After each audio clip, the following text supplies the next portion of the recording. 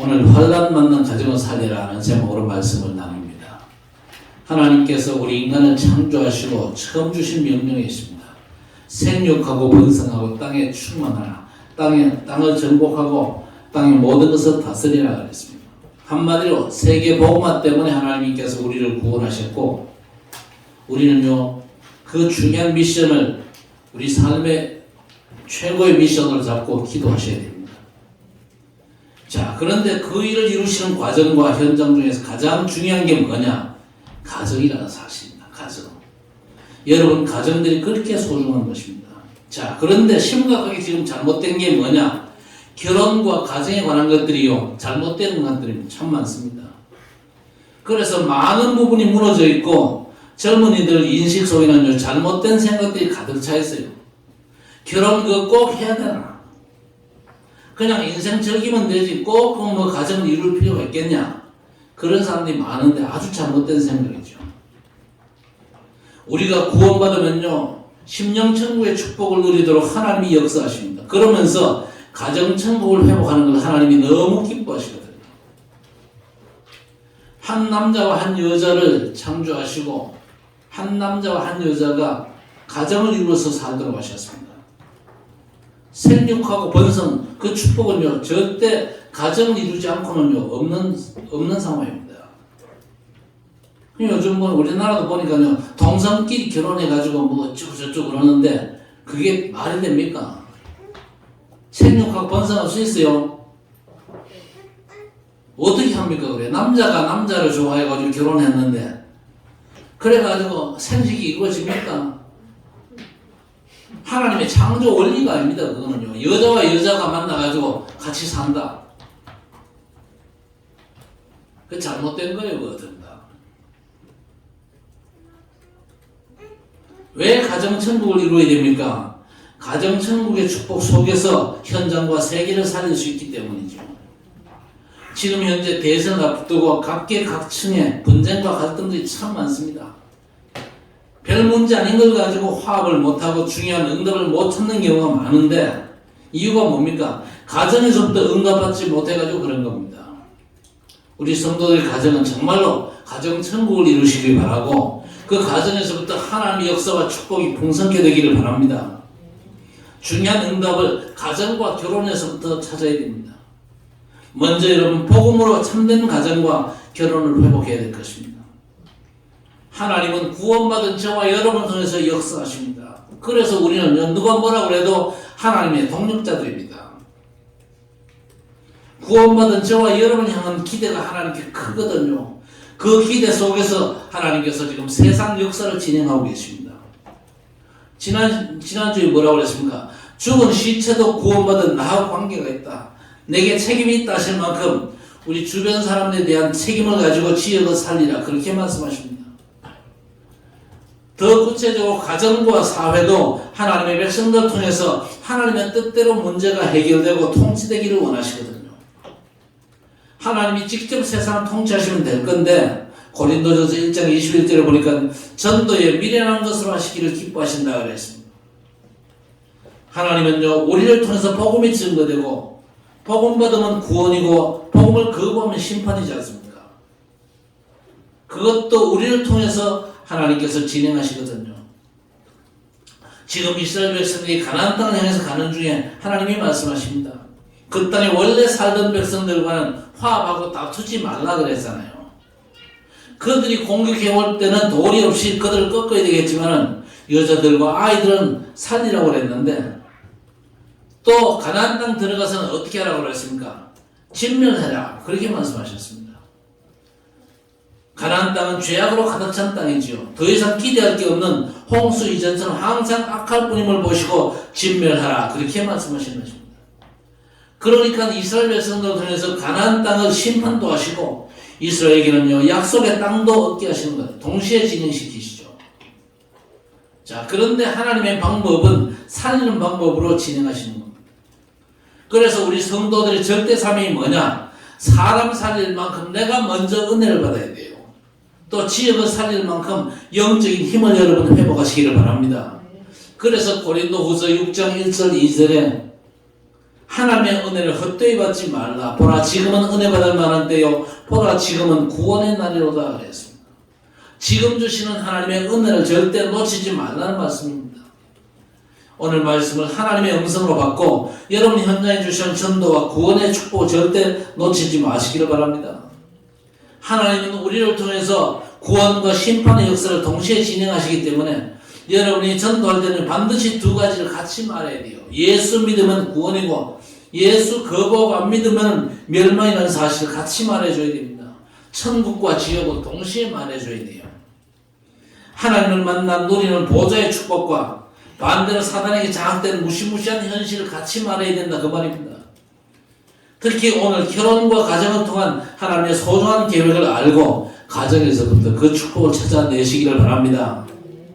결혼과 가정을 통한 하나님의 소중한 계획이 있어요. 그게 여러분에게 확인된다면요, 여러분의 집안에 크고 작은 문제들이 거짓말처럼 해결되는 걸 보게 될 것입니다. 식구들이 서로 희생하고 소통 잘하고 잘 논다고 해서 화목이 이루어진 게 아니거든요. 여러분의 가정은 우리 주님께서 통치하시고 주의 뜻을 이루시면 찾아내야 될 것입니다. 가장 중요한 원리가 창세기 1장 27절이죠. 그게 뭡니까? 일부일체의 원리입니다. 하나님이 하나님의 형상대로 사람을 만드셨다고는 하지 않고 한 남자와 한 여자를 만드셨다 그랬습니다. 한 남자와 한 여자를 통해서 가정을 이루셨다 그 말이거든요. 그래서 시대마다 복음이 없거나 타락한 지역일수록 일부 다처가 많아요. 아주 미개한 지역 가보세요. 한 남자가 여러 여자를 거느리고 어떤 동네는 한 여자가 또 여러 남자를 거느려. 그런 경우가 또 어디 있어요? 아주 이상한 경우가 참 많습니다. 말라기에 보니까 복음과 언약을 놓치고 신앙생활이 엉망인 저는 어김없이 뭐에 빠지느냐? 일부 다처에 빠지더라고요. 그러면서 하나님께 예배한다는데 하나님이 그걸 기뻐하십니까? 그걸 기뻐하시지 않거든요. 그래서 말라기 2장 14절에 너희는 이르기를 어찌 됨이니까 하는도다 그랬습니다. 왜 하나님이 우리를 기뻐하지 않을까? 그러는데 하나님께서 이는 너와 내가 어려서 맞이한 아내 사이에 여호와께서 증인이 되시기 때문이라. 그는 내 짝이여 내가 너와 서약한 아내로 되어야 그랬습니다. 네 아내가 어려서 맞이한 조강지처라는 말인데 내가 그에게 거짓을 행하였다. 왜 이 여자 저 여자 데리고 와서 또 세컨드, 서드 계속 삼아 나가냐 그 얘기입니다.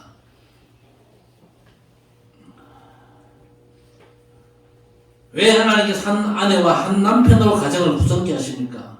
말라기 2장 15절에 보니까 이는 경건한 자손을 얻고자 하심이라 했습니다. 그러므로 내 심령을 삼가 지켜 어려서 맞이한 아내에게 거짓을 행하지 말지니라 했습니다. 하나님께서 많은 아내를 두는 걸 싫어합니다. 그런데 지금 오늘 성경에 기록된 그 시대 상황은요, 아내를 많이 두는 게 서로 유행이었어요. 유행이다 보니까 믿는 사람들조차도 아내를 여러 두는 게 그냥 예사 일이었습니다. 그런데 아내가 여러 명인 경우 어떤 일이 생길까요? 틀림없이 그 가정에 갈등이 많을 겁니다. 문제도 많고 범죄도 많고 그래가지고 가정 문제가 심각해질 수밖에 없어요. 그렇겠죠? 야곱의 집안 한번 보세요. 다윗 집안도 마찬가지였거든요. 불신자와 섞여 살다 보면은 한꺼번에 다 예수 믿는 게 아니잖아요. 한 사람이 먼저 믿고 구원받는 경우가 많은데 어쩔 수 없이 불신자를 만나 가정을 이루는 경우도 또 있겠지요. 오늘 살려야 될 환난 만난 가정이라는 말씀을 여러분 좀 잘 생각을 하셔야 될 것입니다. 예나 지금이나 이 가정 문제가 사실 심각하잖아요. 가정마다 치유할 부분들이 많거든요. 그래서 우리 집은 문제가 없다 그렇게 도망가지 말고 여러분의 가문과 친척과 이웃 중에 이런 부분을 반드시 여러분이 좀 도와주셔야 됩니다. 10절 이하에 보니까 가나안 정복전쟁에서 가나안 백성은 다 죽여야 했지만요, 남자들은 죽고 여자와 아이들이 사는 경우가 있습니다. 불신자 이방인 처녀들이 있을 수 있잖아요. 그런데 이스라엘의 남자가 그 처녀를 좋아해가지고 자기 눈이 이쁜 거라. 그래 데리고 와서 살겠다는 거야. 여러분 그때 당시는요 아내가 여러 명이 있던 시대였습니다. 저때 이거 본받으면 안 되거든요.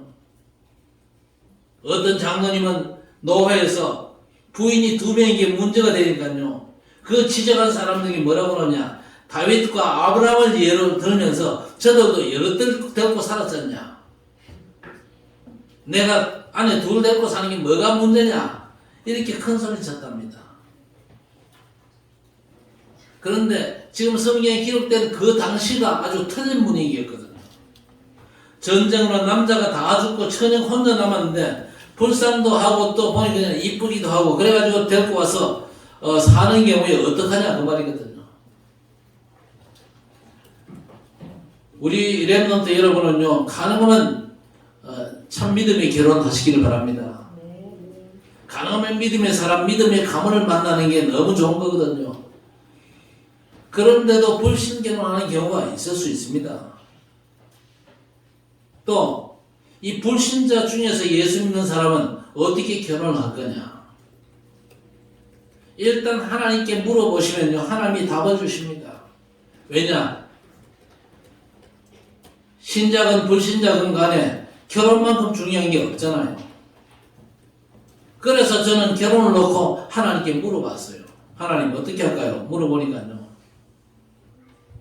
여러 가지 다 보지 마라. 하나만 봐라. 하나님께서 제 마음에 그런 감동을 주시더라고요. 요즘 뭐 남자를 만나고 여자를 만나면요 가리는 게 너무 많아. 너무 많아. 진짜 하나님 인도 잘 받아야 됩니다. 결혼해서 하나님 인도 잘 받아야 돼요. 그래서 제가 하나님께 물어보니까 하나만 봐라. 여러 가지 따르지 말고 믿음 하나만 봐라.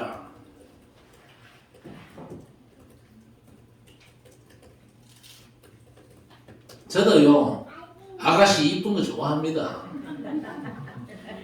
이쁜 아가씨 좋아해요. 그런데 하나님께서 제 마음에 감동을 그렇게 주시는데 이쁜 거 따지겠습니까? 그래서 선을 보러 나갔는데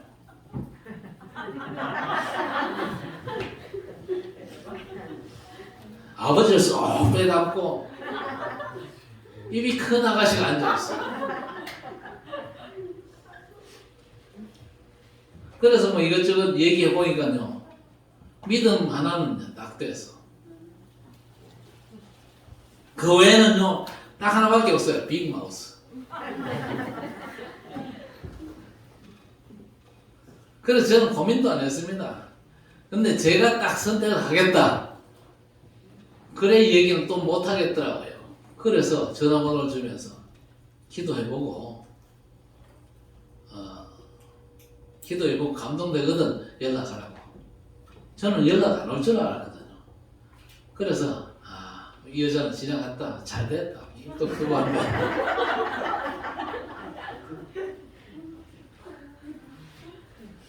세상에 전화가 오는 거 있죠. 그래가지고 제가 콧기 있습니다.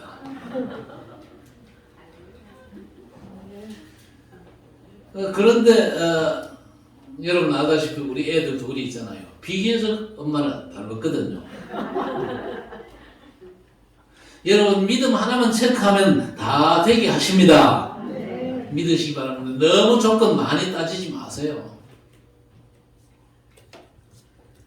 너무 따지다 보면요 니도 걔 마음에 안 들어요. 그렇죠? 가장 중요한 하나만 딱 잡으면요 다른 건 하나님께서 적당하게 하십니다. 그리고 결혼하면요 하나님께서 함께 하시는 응답의 축복이 풍성하게 드러나게 될 것입니다. 그래서 요즘은 저보고 오히려 큰 소리 칩니다. 복대리가 굴러 들어오는 줄 알아라. 그래서 맞다 그랬어요. 우리 하나님은 너무 정확하시거든요. 여점만 보면요 맞춰주신 줄 믿습니다. 예수님의 족보에도 라합과 롯은요 불신자 상태에서 만나가지고 복음받고 가정을 이루었거든요. 예수님의 족보에 들어와 있잖아요. 불신자인데 예수님의 족보에 들어와 있어요. 그런데 그런 불신 처녀를 아내로 맞이하려면 결례를 행해라 그랬습니다. 오늘 본문에 머리 밀고 발톱 손톱 깎으라 그랬죠. 무슨 얘기입니까? 발톱 손톱 깎는 건 머리 깎는 건요 다 하는 건데 그런 걸 말하는 게 아니죠. 복음 받고 구원받게 하라는 겁니다. 그렇죠? 언약 속으로 인도해라 그 얘기입니다. 그래서 레위기 14장 8절에서 9절에 그걸 실행하는 모습이 나옵니다. 그래서 불신앙의 사람이 있다면 그 사람과 결혼하고 싶다면요 먼저 그 사람에게 복음을 전해야 됩니다. 그래서 그 사람이 구원받고 하나님의 자녀가 돼가지고 하나님의 축복을 알고 그리고 오늘까지 묶여있던 사주팔자 저주 운명 세방 받고 교회화 돼가지고 교회 생활을 당연히 시작을 해야 됩니다. 그래서 올바른 신앙생활에 방향 맞춰서 결혼하게 하라 그 얘기입니다. 그렇다고 해서 일부러 불신자 찾아 헤매지는 마시기 바랍니다. 또 어떤 친구는요 전도하면 되지 큰 소리 치는데 불신 결혼을 정당화하면 안 돼요. 저는 알거든요.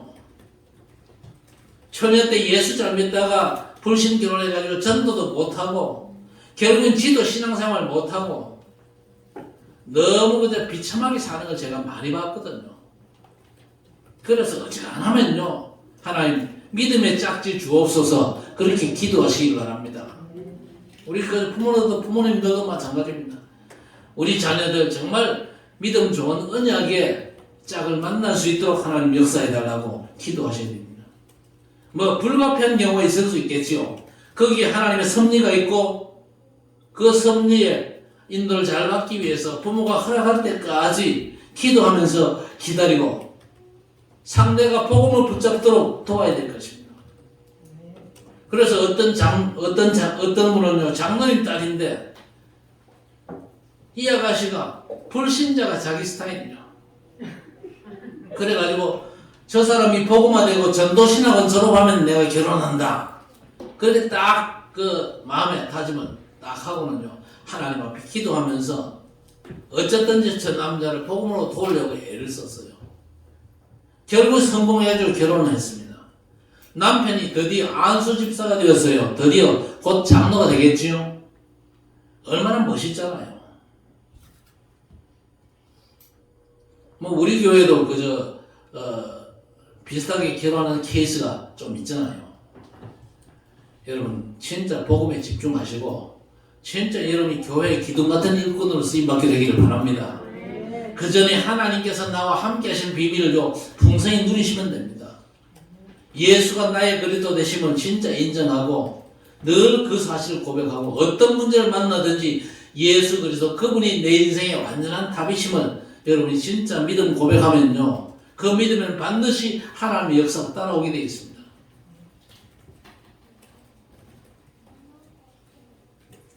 또 이 얘기 잘못 듣고 불신자 만나려고 тор어다니고 그러지는 마세요. 반드시 언약과 전도를 개성할 가문으로 세워야 될 것입니다. 여러분 가정들이 언약과 전도를 개성할 수 있어야 됩니다. 그렇지요? 모든 가정에는요 대물림의 역사가 틀림없이 진행되고 있어요. 일단 거의 대부분 불신자의 가정들이요 저주의 대물림이 진행되고 있잖아요. 왜 그렇습니까? 모든 사람이 아담의 후손으로 태어나잖아요. 창세기 5장 1절 보니까 아담이 원래 하나님의 형상으로 지음받았습니다. 하나님을 떠난 뒤에 모든 사람이 아담의 형상으로 태어나잖아요. 그래서 누구나 다 아담의 후손입니다. 그런데 고린도전서 15장 21절 22절에 대표의 원리가 나옵니다. 사망이 한 사람으로 말미암았으나 죽은 자의 부활도 한 사람으로 말미암는도다. 아담 안에서 모든 사람이 죽는 것 같이 그리스도 안에서 모든 사람이 삶을 얻으리라 그랬습니다. 범죄한 아담 한 사람 때문에 모든 인생이 싹 다 재앙과 저주에 빠지고 지옥 갈 인생이었잖아요. 그런데 예수 그리스도를 믿으면요 하나님의 백성이 됩니다. 천국 백성 구원받은 하나님의 자녀가 되죠. 그게 대표 원리입니다. 아담 때문에 모든 사람이 죄인 되었어요. 그런데 예수 그리스도로 말미암아 모든 인생이 구원받게 되는 것입니다. 대표 원리. 그래서 출애굽기 20장 5절 6절에 우상 숭배하는 저주에 대물림에 살지 말고 예수 믿고 구원받아서 언약에 대물림, 하나님의 생명과 구원의 축복을 대물림하는 역사가 진행되게 해라. 그게 가정의 가장 중요한 사명입니다. 나는 예수 믿지만 우리 아들 지 안 믿는다면 돌이 없다는다. 그러면 그 애들이 망하기를 바랍니까?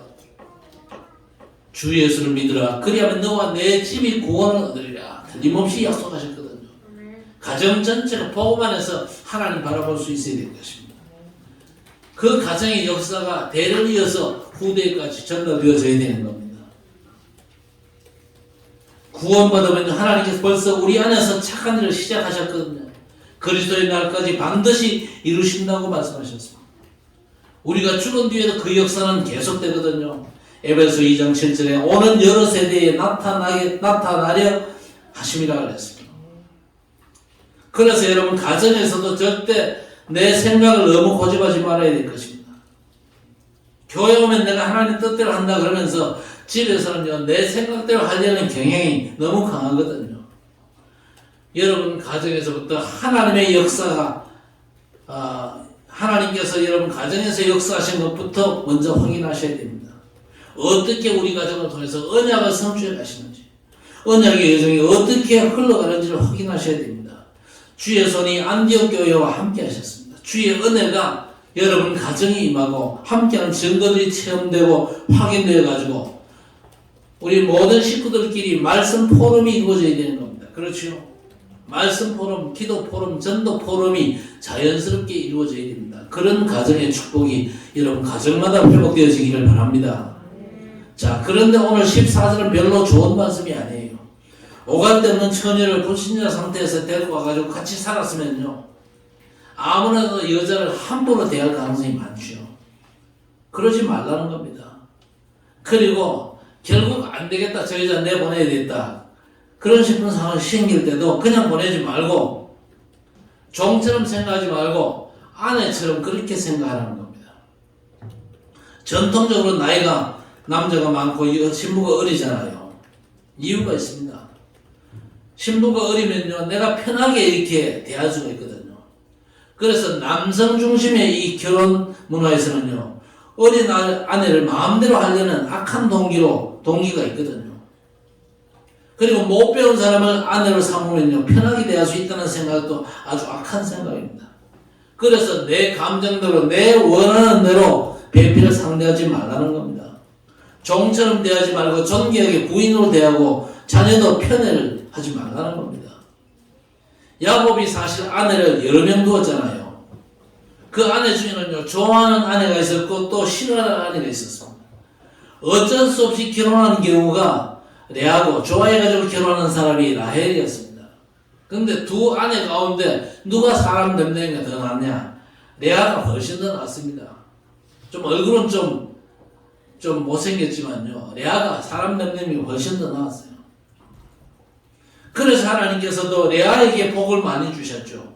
장남을 레아에게 주시고 이 자녀들도 많이 낳게 했습니다. 그런데 야곱이 그렇게 사랑해서 얻은 아내 라헬은요 악을 쓰고 발버둥 칠 때 겨우 한 명 주셨고 그게 요셉이죠. 나중에 한 명만 더 주셨고 결국 베냐민을 낳다가 라헬은 죽어버리잖아요.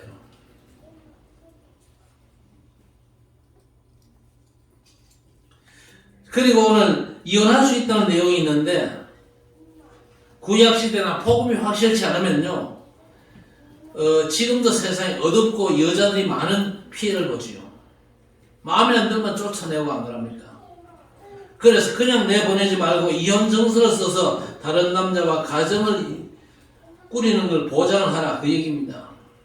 여자들이 연약하고 경제력도 없는 그런 시대이기 때문에 여자를 보호하겠다는 거죠. 예수님께서도 마태복음 5장에 엄연한 연고가 없으면 이혼하지 말라 그랬습니다. 이혼을 포함해가지고 가정의 어려운 문제들을 복음으로 치유하고 살리라 그 말입니다. 자, 그러면서 오늘 16절 17절은 무슨 얘기입니까?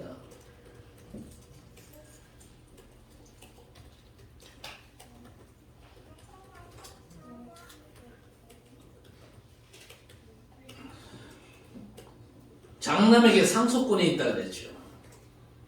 그런데 좋아하지 않는 부인에게서 난 아들이 장남일지라도 장남 대우를 해라. 그 얘기입니다. 가문의 하나님 언약의 흐름이 그를 통해 성취되는 걸 모르고 좋아하는 사람만 위하면 되겠냐? 그 얘기거든요. 여러분, 이 얘기가 우리에게 뭘 교훈하고 있는지를 잘 아셔야 됩니다. 그냥 장남을 대우해주라. 단순한 그런 얘기가 아닙니다. 장남한테 재산도 많이 줘야 되겠다. 그 얘기도 아닙니다. 진짜 중요한 얘기는 뭐냐? 언약의 성취의 여정이 우리 자녀들을 통해서 진행되고 그 흐름 속에서 우리 자녀를 양육하고 하나님의 언약 계승 흐름에 복종하라. 그 얘기입니다.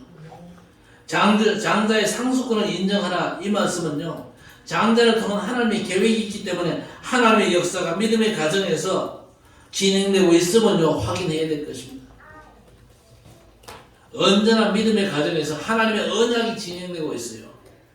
그 일에 누가 제대로 쓰임받을지는요, 알기가 쉽지 않거든요. 그래서 남편도 아내도 서로를 주 안에서, 그렇죠? 남편 대할 때도 주 안에서, 아내를 대할 때도 주 안에서, 부모도 자식을 대할 때 주 안에서, 자식도 부모를 바라볼 때에 주 안에서 하라고 에베소서 5장에서 말씀합니다. 장자권, 이 상사권은요, 최고의 재산이죠. 언약 계승권을 말하는 겁니다. 궁극적으로. 그래서 우리 모든 언약의 사람 모두에게 해당되는 겁니다. 야곱의 아들 중에 루벤이 장남이었습니다만은요, 하나님은 언약 흐름을 제대로 알았던 요셉을 통해서 언약이 계승되게 하시고 장자의 명분을 가진 그 요셉에게는요, 갑절이나 상속의 복을 주셨습니다. 그런데 이삭의 아들 야곱과 에서 중에 야곱은요, 이 엄청난 장자의 상속권의 축복을 알았잖아요. 그런데 에서는요, 그 장자의 축복을 몰랐어요. 그래서 팥죽 한 그릇에 장자권을 팔아치워 버렸습니다. 성경은요, 이걸 뭐라고 얘기하냐? 이 에서의 잘못된 행동을 망령된 행동이다. 그렇게 말합니다. 그 영과 그 인생을 완전 망치는 행위였다. 그 말입니다. 언약이 성취된 그 축복의 비밀을 내가 놓쳐버리면 망할 수가 있는 겁니다. 그래서 여러분은요, 언약의 비밀이 나를 통해서 현장에 전달되게 하옵소서 기도하시기를 바랍니다. 그게 장자의 상속권의 축복입니다. 복음이 나를 통해서 증거돼가지고 내 가문이 복음화되고, 복음이 나를 통해 증거돼가지고 내가 살고 있는 동네가 복을 받고, 나를 통해서 증거돼가지고 내가 근무하는 회사가 복을 받는 게 그게 장자권 상속자의 축복이요. 단지 장남을 대우하라 그런 말도 들었다면요, 성령 인도를 전혀 못 받은 겁니다. 이건 큰아들 작은아들의 문제가 아니거든요. 하나님의 언약의 역사를 계승하는 그 흐름을 절대 놓치지 말라는 겁니다. 여러분의 가정이 하나님의 인도 속에서 응답을 받고 축복받는 가정으로 세워져야 합니다.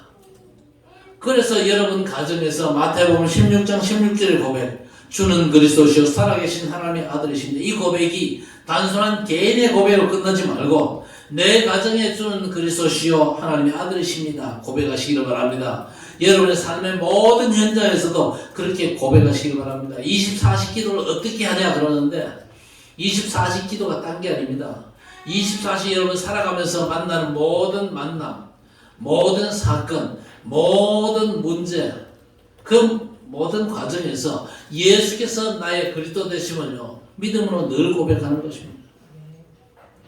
그래서 결국에는요, 세계와 미래를 살릴 선교 가문이 될 때까지 가정들을 돕고 살려야 될 것입니다. 가정의 가장 중요한 역할이 뭔 역할입니까? 세계 살릴 못자리의 역할입니다. 그렇죠? 그래서 여러분 가정에서 전도사역을 더 잘해야 되는 겁니다. 과거에 어떻게 했습니까? 복음 알고 너무 좋아가지고 미친듯이 집회 참석을 그랬지만요, 그것만 하면 안 됩니다. 가장 중요한 현장이 여러분의 가정이거든요. 그래서 오늘 18절 19절에 자녀가 잘못되었을 때 어떡하느냐? 복음과 말씀에 익숙하고 하나님의 인도받고 순종하도록 만들어야 될 것입니다. 그러기 위해서는요, 내가 먼저 말씀 흐름 속에 살아야 될 것입니다. 내가 먼저 복음 흐름 속에 있어야 돼요.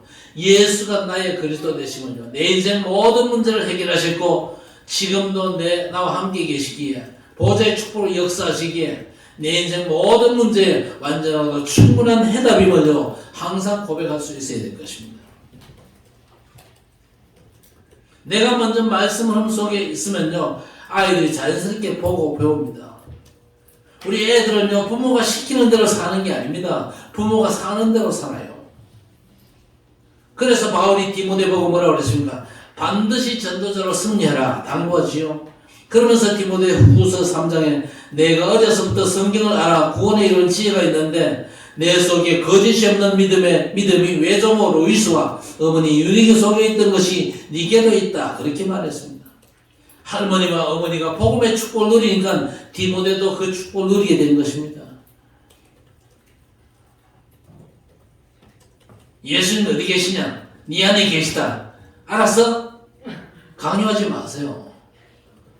내가 누리는 그리스도의 비밀이요. 아이들에게 보여줘야 됩니다. 보여주면 아이들 마음속에 우리 엄마가 누리는 그리스도를 나도 누려야 되겠구나. 이런 성령의 감동받는 마음이 들도록 그렇게 가정에서 신앙생활 하시기 바랍니다. 그런 가정이 세워지면요. 여러분 가정은요. 그야말로 신약 성경에 나와 있는 가정교회들이 되는 겁니다.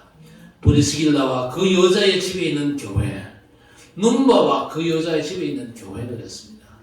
여러분 가정에 그냥 밥 먹고 그저 식구들이 잠자는 그런 공간이 아니고 가정교회가 되어져야 됩니다. 하나님의 은혜가 보이고 주의 손이 함께하는 그런 축복의 가정들이 세워지시기를 주의 이름으로 축원합니다. 그래서 가정에서 복음 운동이 사실 쉽죠. 언약 전달도 쉽습니다. 왜? 내가 먼저 복음 속에 있으면요. 우리 후대들이 그걸 보게 되거든요. 학교는 지식을 배우는 과정이지 않습니까? 그래서 복음 배우는 게 사실 불가능합니다. 사회생활도 뭡니까? 이 돈 벌기 위해서 적응하고 성과 내야 되기 때문에 어렵습니다. 가장 쉬운 게 가정이죠. 가정에서 이 축복을 바로 배우면요. 사회에서도 국가 현장에서도 문제없이 살아갈 수가 있을 것입니다. 자, 그러면 자녀가 크게 잘못한다. 그러면 어떻게 합니까? 오늘 20절에서 22절에 무시무시한 얘기가 있죠. 그러면 애를 끌고 가서 성문 앞 장로들 앞에서 재판받도록 해라. 그래도 안 들으면 돌로 때려 죽여라. 그렇게 말씀이 있습니다. 까딱하면요. 집마다 살인날판이에요. 그러나 이게 그 말이 아니거든요. 목숨을 걸고 아이가 바로 설 수 있도록 가르치라는 겁니다. 큰 잘못이 습관된 걸 폐역이라 그러지요. 그 아이를요. 끊임없이 교훈하고 제대로 가르치라는 겁니다. 여러분 다윗이 일부 닥쳐로 살아가지고 잘못 살았죠. 그래가지고 고생도 많았습니다. 일부 일처로 살면 절대 당하지 않아도 될 문제를 많이 당하는 걸 확인하잖아요. 배달한 자식들이 많으니까 문제도 많겠죠. 그런데 열왕기상 1장 6절에 보니까 다윗이 자녀들을 편애했어요. 아도니아라는 아들이 있었는데 요즘 말로 하면요. 꽃미남 중에 꽃미남입니다. 얼마나 잘생겼는지. 그래서 그 아들만 생각하면 다윗이 너무 즐거운 겁니다. 이래가지고 잘못해도 이뻐하고 그래서 아버지가 어찌하여 그리하였느냐고 한 번도 섭섭하게 한 일이 없었다 그랬습니다. 저 잘생긴 놈이 심상하면 안 되니까 싫은 소리 한 번도 안 했어요. 결국 어떻게 됐습니까? 엄청난 비극이 초래되었습니다. 그 아들이 반역을 저지르고 결국 그 아들이 맞아 죽잖아요. 자, 그런데 에베소 6장 4절에 아비들아 너희 자녀를 노엽게 하지 말고 오직 주의 교훈과 훈계로 양육하라 그랬습니다. 애들 앞에서 막 흥분하거나 성질내지 말라는 거죠. 그런데 잠언 3장 24절에 또 뭐라고 그랬습니까? 매를 아끼는 자는 그 자식을 미워하는 자라 그랬습니다. 그렇다고 때리라는 게 아니죠. 복음으로 영적인 문제를 해결하고 스스로가 진짜 복음의 말씀을 묵상하고 기도할 수 있는 그야말로 영적 서밋, 현장 살릴 수 있는 서밋 될 때까지 제대로 자녀들을 도우라는 겁니다.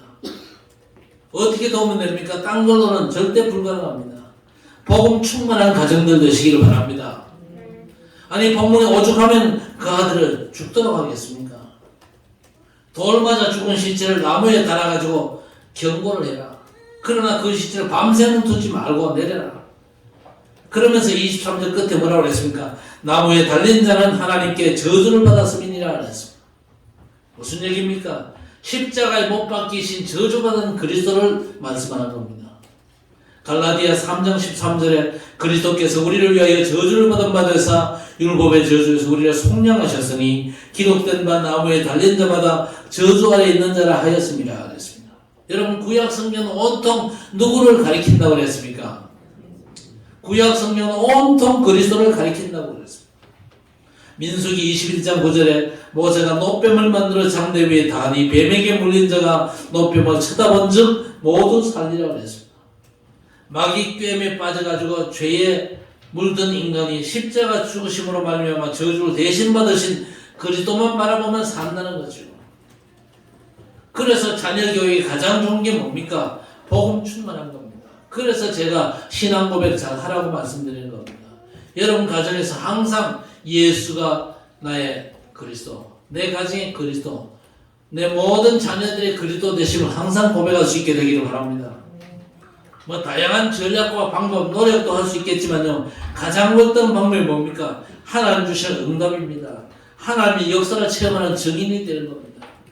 예수가 나의 그리스도, 모든 문제의 완전한 해결자 되심을 여러분 정말로 고백한다면, 참 믿음으로 고백한다면 여러분의 삶에 올해가 다가가기 전에 하나님께서 많은 응답과 증거들을 주실 줄 믿습니다. 가정의 문제와 함께 현장 불신자의 문제도 여러분 책임지고 치유하고 살리는 가정들이 되셔야 됩니다. 브리스길라 아굴라가 국제 결혼했잖아요. 그 사람이 결혼할 때는요, 안 믿었던 사람일 수도 있습니다. 그리고 디모데의 부모도 헬라인과 유대인이었어요. 그러면 국제 결혼 하라는 얘기냐? 그런 얘기는 아닙니다. 앞으로 237 현장에서 그런 만남들이 언약의 가정으로 회복될 만큼 여러분에게 응답의 증거가 충만한 가정들 되시기를 바랍니다. 하나님은 여러분 가정의 최고의 능력, 언약의 역사를 성취해 가시거든요. 그 일에 여러분이 나고하지 말라 그 말입니다.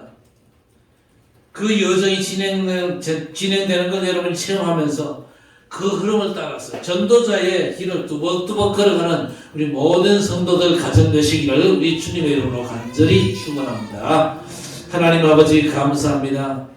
결혼과 가정이 잘못되고 왜곡된 이 현실 속에서 가정을 세우시고 하나님께서 가정을 향하신 분명한 계획을 붙잡고 믿음으로 도전하는 주의 백성들의 가정을 하나님께서 축복하시고 언약의 비밀이 온전히 전달되어져서 후대까지 이루며 모든 현장과 이웃들을 살릴 수 있을 만큼 가정들이 하나님이 함께하신 복음의 축복을 온전히 회복할 수 있도록 우리 하나님 역사해 주옵소서. 예수께서 우리 가정의 주인 되시고 우리 가정의 그리스도 되심을 항상 고백하면서 그리스도로 말미암는 응답과 축복으로 풍성케 해주시옵소서. 그로 말미암아 우리와 관계된 모든 현장들을 복음으로 살려내는 복된 가정의 축복을 모든 가정들이 회복할 수 있도록 우리 하나님 역사해 주옵소서. 예수님의 이름으로 간절히 기도드리옵나이다.